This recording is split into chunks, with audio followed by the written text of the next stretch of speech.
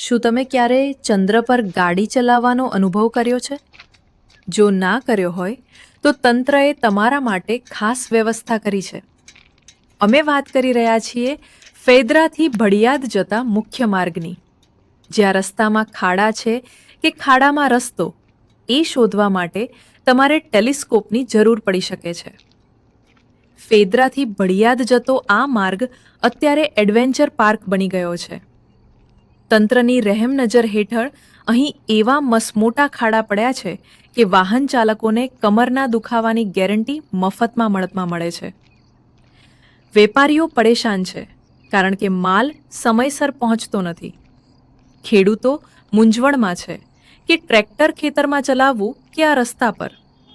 અને વિદ્યાર્થીઓ બિચારા ભણવા પહોંચે એ પહેલા તો ખાડાઓ સાથે કુસ્તી કરીને થાકી જાય છે. તંત્રની ઘોર નિનિદ્રા. સવાલ એ થાય છે કે શું આ રસ્તો માત્ર કાગળ પર જ ચકાચક છે? ભડિયાદ જતા યાત્રિકો શ્રદ્ધા સાથે નીકળે છે, પણ રસ્તાની હાલત જોઈને તેમનું ધૈર્ય ખૂટી જાય છે. વરસાદમાં તો અહીંની સ્થિતિ એવી થાય છે કે રસ્તો ક્યારે નદી બની જાય ખબર પણ નથી પડતી. અકસ્માતનો ભય તો જાણે અહીં કાયમી મુસાફર બનીને બેઠો છે. સ્થાનિક લોકો હવે એક જ સવાલ પૂછી રહ્યા છે: શું આ રોડનું નસીબ ક્યારેય બદલાશે? હું યશરાજસિંહ ઝાલા, આમ આદમી પાર્ટી.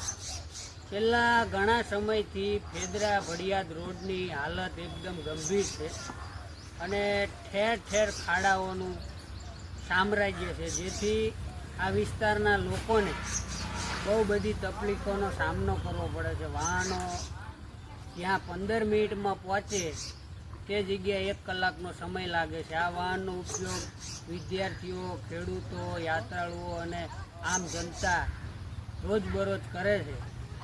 હાલમાં જ સ્થાનિક સ્વરાજ્યની ચૂંટણીઓ પૂર્ણ થઈ, જેમાં ભારતીય જનતા પાર્ટીની સરકાર લોક આશીર્વાદથી સ્પષ્ટ બહુમતી સાથે જિલ્લા અને તાલુકામાં બની.